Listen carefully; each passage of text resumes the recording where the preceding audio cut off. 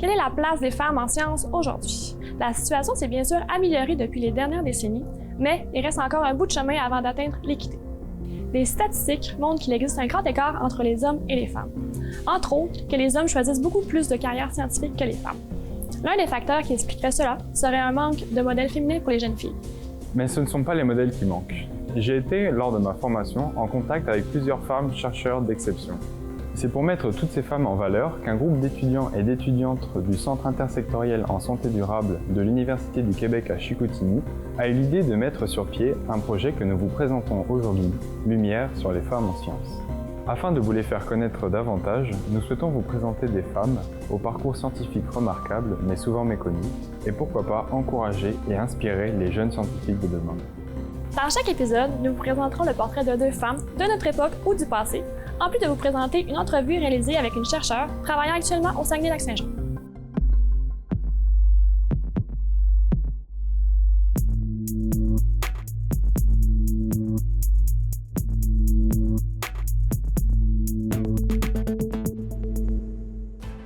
Dans l'épisode d'aujourd'hui, nous vous présentons le portrait de Ingy Lehman et de Margaret Newton. Mais tout d'abord, Noémie Gaudreault a réalisé une entrevue avec Mila Raussio, professeure au département des sciences fondamentales de l'UQAC.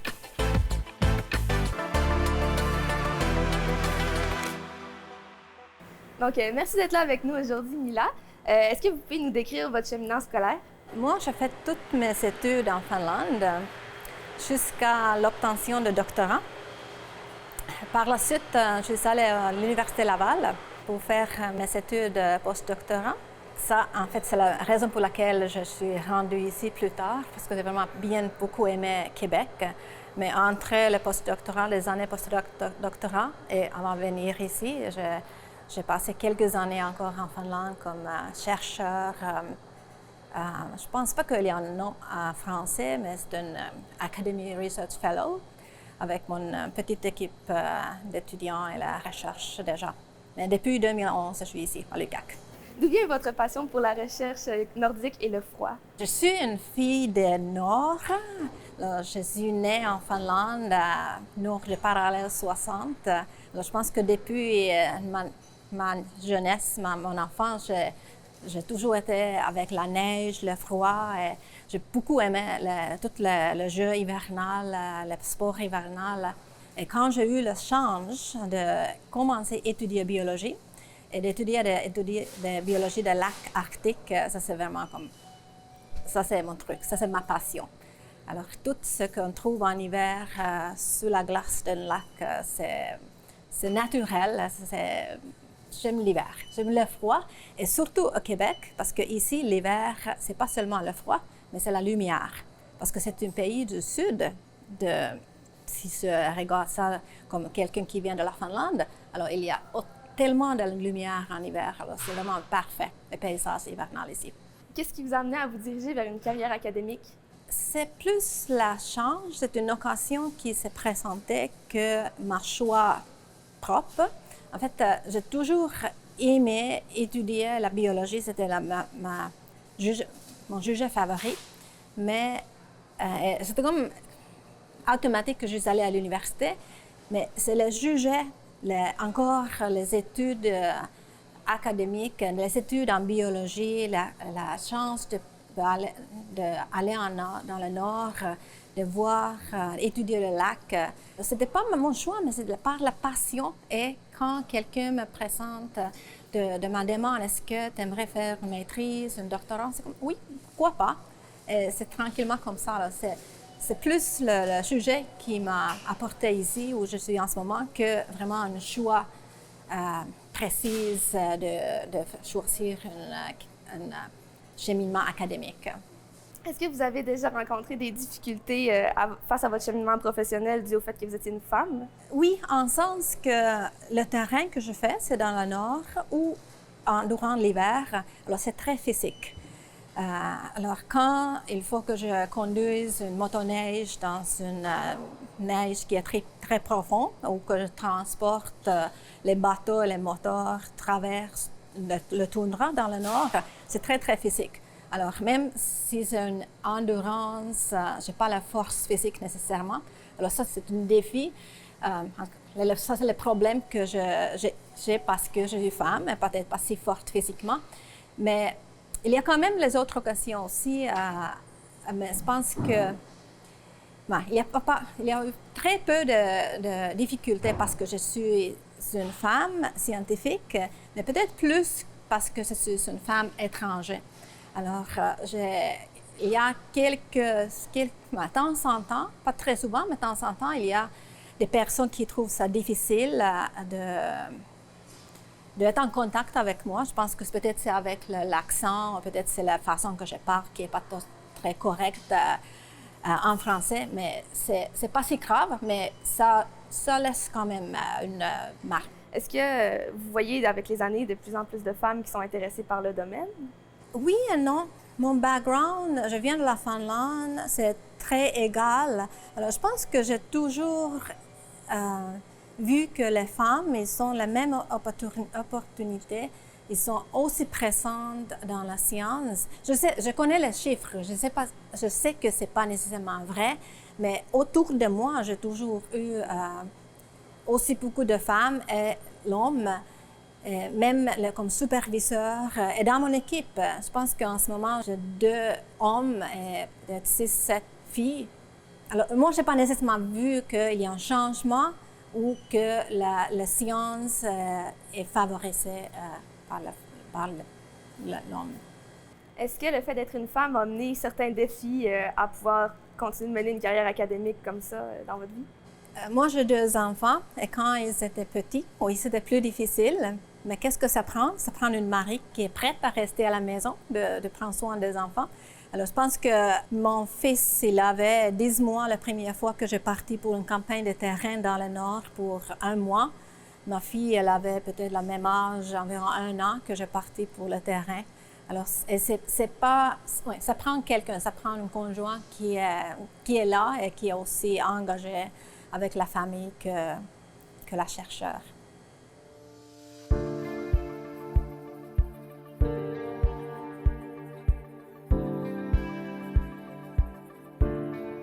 Ingi Lehmann est une sismologue géophysicienne d'origine danoise connue pour la découverte du noyau solide au centre de la Terre.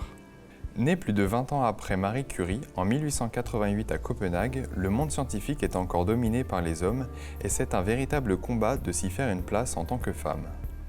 Elle bénéficie d'une scolarité rare à l'époque. En effet, elle intègre une nouvelle école mixte créée par la tante de Niels Bohr. Dans cette école, aucune distinction de genre. Les filles et les garçons apprennent les mêmes matières, jouent au soccer, au rugby et apprennent la broderie. Elle a l'opportunité d'étudier les mathématiques, la chimie, la physique et l'astronomie. C'est une élève très brillante, ce qui l'a conduit à intégrer Cambridge en 1910. Mais elle est mal préparée au test de mathématiques, Mathematical Tripos, l'échoue et quitte Cambridge en 1911. Elle n'abandonne pas pour autant et finit par décrocher un doctorat en géodésie, spécialité sismologie, lors d'un retour aux études à l'âge de 40 ans. C'est à partir de ce moment que sa carrière d'école est atteint son point culminant, alors qu'Ingi dépasse les 70 ans.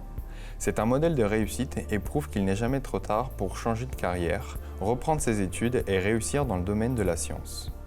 La carrière de Lehmann débute en 1925 quand elle intègre un réseau de recherche en sismologie au Danemark, puis au Groenland. En 1928, elle devient chef du département de sismologie du Royal Danish Geodetic Institute, poste qu'elle occupe 25 ans. En 1936, en étudiant les données d'un séisme survenu en Nouvelle-Zélande en 1929, Ingi Lehmann identifie un phénomène affectant les rayons associés aux ondes P. Elle publie l'article P' qui va changer la vision que l'on a sur la constitution de la Terre. Grâce à de nombreux calculs supportés par des théories, elle démontre qu'il existe une région solide au centre de la Terre qui réfracte les ondes P. Quelques années plus tard, les ténors de la sismologie confirment et soutiennent l'idée de Lehmann. Son travail fut fortement entravé, il a fallu attendre 1971 pour confirmer par des calculs informatiques son observation. En 1953, elle prend sa retraite et quitte son poste de directrice du département de sismologie de l'Institut danoise de géodésie qu'elle occupait depuis 1928. Mais sa carrière ne s'arrête pas là. Le programme militaire américain, Vela Uniform, installe des capteurs sismiques qui engendrent des données précieuses au cours des années 1960.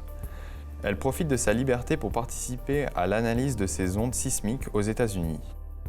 C'est d'ailleurs ce projet qui a fortement contribué à l'essor de la théorie de la tectonique des plaques. Avant elle, nous pensions que le centre de la Terre était constitué de lave liquide. Sa découverte de la partie centrale solide a été d'une grande importance pour comprendre l'origine de l'énergie générant les champs magnétiques de la Terre.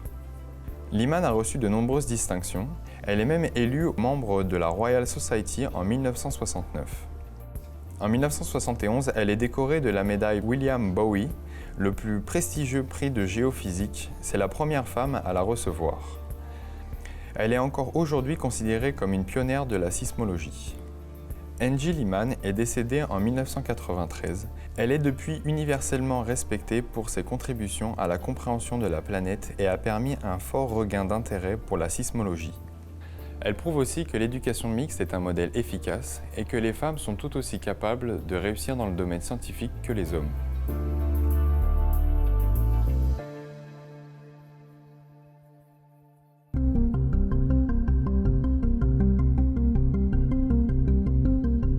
Vous avez lancé le programme de surveillance à long terme des lacs de la Station de recherche du Canada dans l'extrême arctique à Cambridge Bay. Est-ce que vous pouvez nous parler de ce projet-là et de ce que ça apporte? J'ai eu une chance de visiter Cambridge Bay en Nunavut 2014 la première fois. C'est vraiment un endroit incroyable en sens qu'il y a 25% de la paysage de l'eau. Alors, il y a des milliers de lacs et les petits étangs. C'est vraiment un paradis pour un limnologiste comme moi. Mais il est très peu connu, cet endroit, les écosystèmes en général. Et grâce à ma recherche et aussi la collaboration que j'ai faite avec la station de recherche à Cambridge Bay, on a pu commencer des études à long terme. Et le but initial était juste de comprendre qu'est-ce qui se passe. Qu'est-ce qui se passe dans ce lac? C'est quoi la qualité d'eau? C'est quoi l'état de santé de ces écosystèmes? Et maintenant, depuis 8 ans, on fait le suivi. Je pense qu'échantillon en total 50 de lacs, mais il y a quelques-uns qu'on échantillonne chaque année. Et même durant la pandémie, on a des collaborateurs nordiques qui habitent à Cambridge Bay, qui font les échantillonnages. Alors, on commence à comprendre un peu mieux qu'est-ce qui se passe. Et des questions qu'on se pose, en outre que ce pas seulement qu'est-ce qui se passe, mais aussi de comprendre comment ils vont réagir au changement. Alors, la fonte de gel, de pergélisol, tous les matériels organiques, carbone qui viennent de bassin versant, comment ça va changer ces écosystèmes? Comment, par exemple, la qualité d'eau, mais qualité aussi des poissons, des organismes aquatiques change. Comment la concentration en mercure, concentration en oméga 3 change. Il y a beaucoup de choses à découvrir, surtout aussi l'hiver qui est en train de changer. On a sujet plus intéressant pour moi, ma passion, de comprendre qu'est-ce que ça va dire pour l'écologie de ce lac quand l'hiver est plus court, moins de neige. Est-ce qu'il va y avoir un changement dans la productivité, dans la qualité de l'eau, des composantes comme les acides gras, les oméga 3 que les poissons fournissent, etc. Beaucoup de questions, beaucoup de choses encore à couvrir. Comment ça se passe vos recherches quand vous allez sur le terrain? Si on travaille dans l'Arctique, ça prend beaucoup de planification, de logistique, c'est super important. Alors, il faut amener tout, une feuille de papier, un crayon, tout. Et normalement, les campagnes de terrain, c'est quelques semaines jusqu'à un mois, plus qu'un mois. On sort avec les glaciers, une dizaine de glaciers, avec tous les microscopes, le système de filtration, tout le matériel qu'on peut imaginer. Même un bateau, un Zodiac de 3,5 mètres, un moteur, tout, il faut amener. Alors, il n'y a rien nécessairement dans l'Arctique quand on y arrive. Alors, c'est beaucoup de logistique, la planification pour aller travailler dans l'Arctique. Quand on travaille ici, plus au Saguenay, c'est plus facile. Mais quand même, les études, le terrain en hiver, encore, il y a certaines choses qui, même si on est habitué de travailler dans le froid, nos équipements, nos sensors, notre filet de plancton n'aiment pas le froid. Alors, il faut monter une tente, une chaufferette, etc., d'avoir la température plus élevée que 0. Et ça, c'est la seule façon qu'on peut prendre les échantillons en hiver. Alors, ce n'est pas nous, les humains, qui souffrent, c'est nos équipements qui prennent la température plus élevée en hiver. Est-ce que vous pouvez nous parler de c'est quoi la limnologie en général? Limnologie, c'est un peu comme écologie aquatique.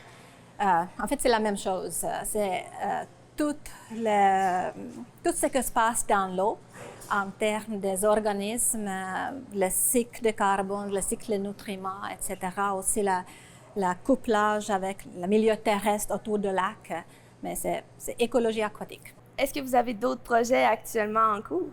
Oui, un des projets que j'ai en cours, c'est de comprendre des lacs boréaux ici au Québec, comment ils vont réagir quand l'hiver va être plus court et surtout comment et quand les gaz en effet de serre sortent d'un lac. Alors, traditionnellement, on pense que c'est la fonte de glace en printemps, que ça c'est le moment le plus important quand le gaz en effet de serre, CO2 émettant, sort. Mais depuis 2 ans qu'on fait les échantillonnages chaque mois, on a compris qu'au Québec, le lac, en fait, il y a une ventilation de gaz tout au long de l'hiver parce que les rivières restent ouvertes. Il ne gèle pas. Et ça, ce n'est pas inclus dans le modèle de changement climatique et aussi la quantité de gaz à effet de serre qui sortent de lac. Alors, il y a très peu de chercheurs qui mesurent la concentration de gaz à effet de serre en hiver et aussi, surtout, la ventilation de ce gaz durant l'hiver.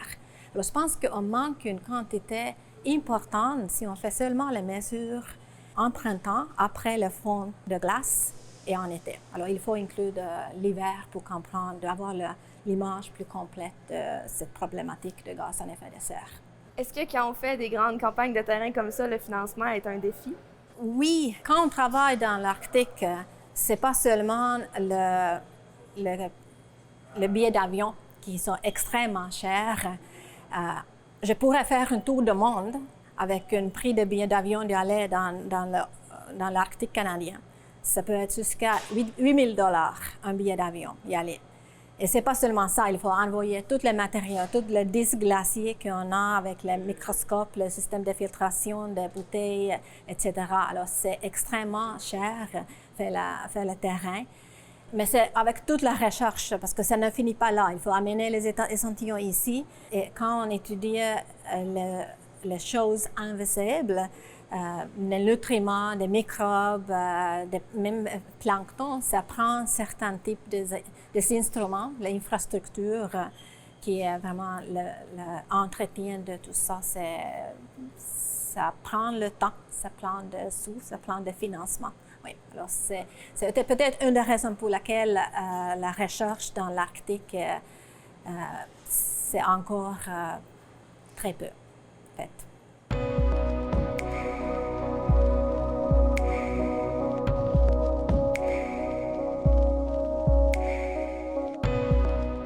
Margaret Newton est une Québécoise née le 20 avril 1887 à Montréal. Elle est l'aînée d'une famille de 5 enfants, tous devenus scientifiques. Son père est un chimiste voulant intégrer la science dans le domaine de l'agriculture. Elle a commencé ses études postsecondaires en enseignement. Elle a ensuite enseigné dans divers établissements scolaires pendant une période de 4 ans afin d'économiser l'argent nécessaire à la suite de son éducation. Elle a intégré le programme d'agriculture de l'Université McGill où elle y a reçu la médaille académique du gouverneur général, en plus d'être la première femme à rejoindre la Société québécoise pour la protection des végétaux. En 1917, son directeur de programme la charge d'étudier les échantillons de la rouille de tige qu'il a collectés dans l'Ouest canadien. Ce champignon est responsable d'une maladie chez le blé pouvant causer des pertes de récolte. Son recrutement a forcé le directeur de l'établissement à abolir les restrictions d'utilisation des laboratoires qui étaient imposées aux femmes. En 1918, elle obtient son diplôme de baccalauréat en sciences de l'agriculture, ce qui, avec sa collègue Pearl Clayton Stanford, font les premières femmes à obtenir un diplôme universitaire dans ce domaine. L'année suivante, elle obtient son diplôme de maîtrise en sciences à l'aide de son mémoire sur la résistance des variétés de blé à la rouille de tige. En 1920, elle obtient un poste à l'université de la Saskatchewan où elle y enseigne en tant que professeure. Simultanément, elle réussit à obtenir son doctorat en sciences de l'agriculture à l'université du Minnesota. En 1925, le ministre fédéral de l'Agriculture l'invite au nouveau Dominion Rust Research Laboratory de l'université du Manitoba en tant que phytopathologiste principale, étudiant les maladies des plantes. Elle reste à ce poste jusqu'à la fin de sa carrière. À la suite de ce laboratoire, elle a instauré une enquête annuelle sur la rouille de la tige, ce qui lui a permis d'identifier et de catégoriser différentes espèces de blé. Elle a pu identifier les croisements ayant une résistance à cette pathologie. Ces recherches ont permis de développer des mécanismes afin de combattre le champignon de la rouille de tige et limiter les pertes alimentaires causées par celui-ci. Elle a par la suite participé à la fondation de la Société canadienne de phytopathologie, en plus de devenir l'une des rédactrices en chef de la revue Phytopathology. Malheureusement, son exposition constante au spores du pathogène entraîne des complications respiratoires qui la forcent à prendre sa retraite en 1945. Elle continue toutefois de partager son expertise à travers le monde afin d'atténuer l'impact de la tige de rouille. Malgré sa retraite précoce, Margaret Newton reçoit une série de distinctions, notamment la médaille Flavel en 1948, un prix associé à ses réalisations par l'Université du Minnesota en 1956, un doctorat honorifique de l'Université de la Saskatchewan en 1969. Elle reçoit également une multitude de désignations à la suite de son décès en 1971. En 1991, elle est intronisée au Temple de la renommée des sciences et du génie au Canada, tandis qu'en 1997, elle a été enregistrée en tant que personne d'importance historique nationale. Plus récemment, en 2008, elle a été intronisée au Temple de la renommée de l'agriculture du Manitoba.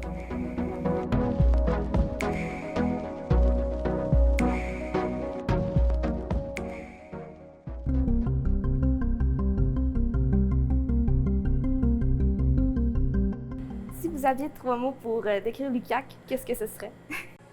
OK. J'ai 3 mots. Je pense qu'il faut que j'explique mes 3 mots. Ils sont nordiques, petits, stériles.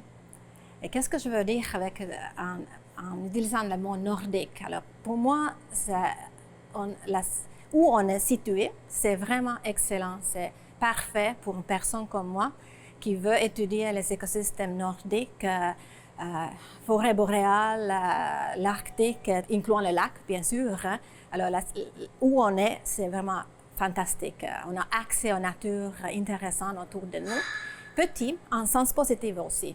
Je pense que c'est surtout les cours qu'on peut donner. On n'a pas beaucoup d'étudiants, mais on a assez de vraiment avoir les cours qui sont intéressants, interactifs. Alors, jumeler les théories avec les pratiques. Moi, souvent, j'amène mes étudiants au lac pour prendre les échantillons, faire les mesures, de comprendre mieux tout ce que j'ai expliqué avant en théorie. Ça, c'est quelque chose qu'on ne peut pas faire sinon sans étudiants en classe. Alors, ça, c'est quelque chose qu'on peut faire ici. Mais le troisième, stérile, c'est peut-être un côté négatif un peu. Moi, je trouve que on ne met pas assez on ne valorise pas assez de l'environnement où on est. C'est comme trop propre. Il y a pas on a les couloirs énormes qui sont vides. Il n'y a pas de bancs, il n'y a pas de chaises pour avoir les discussions. Les murs sont vides, ils sont blancs, ils sont vides. Il n'y a pas des affiches, il n'y a pas de photos qui présentent notre programme. Alors ça, c'est quelque chose que je pense qu'on voit dans d'autres universités qui sont peut-être plus anciennes. Ils sont remplis avec le monde, avec le matériel, et en même temps, ça, c'est plus agréable comme endroit. Pour moi, on est trop stérile, trop propre. Alors, il y a beaucoup de choses encore à améliorer. De vraiment le montrer comment c'est UQAC, waouh, on fait quelque chose d'intéressant. Bienvenue ici. Quel conseil donneriez-vous à des jeunes étudiantes qui voudraient, comme vous, devenir chercheuses plus tard? Suivre votre passion. Ça, c'est une chose. D'être une chercheuse, c'est un travail très exigeant. Il y a beaucoup de côtés qui ne sont pas nécessairement agréables, l'administration, autre chose. Mais si tout est basé sur une passion, ça va tout changer. Mais aussi, choisissez bien le monde que vous travaillez avec, ces deux choses, suivre votre passion et travailler avec le monde, surtout le monde que vous aimiez. Ça va ça va vous amener loin. Quelle est, selon vous, votre plus grande fierté dans votre carrière? Je pense que en général, c'est vraiment, je suis fière que j'ai réussi à réunir le monde, sur les professeurs, les collaborateurs, les étudiants de différents organismes, de différents pays ensemble pour travailler, pour comprendre un écosystème très lointain comme l'Arctique et de comprendre qu'est-ce qu'on peut découvrir en étudiant cet écosystème. Alors ça, c'est une chose, mais si je mentionne une fierté concrète, une réussite concrète dans la recherche, c'est peut-être c'est la découverte que comment les écosystèmes, les organismes aquatiques, comment ils ont une capacité incroyable d'adaptation vers le changement. Comme par exemple les rayonnements ultraviolets qui sont très, très puissants dans le nord, où les lacs sont très peu profonds et transparents. Alors, il y a beaucoup de rayonnements dans l'eau. Et le zooplancton, alors les petits organismes dans l'eau, ils se changent la couleur, ils deviennent bruns.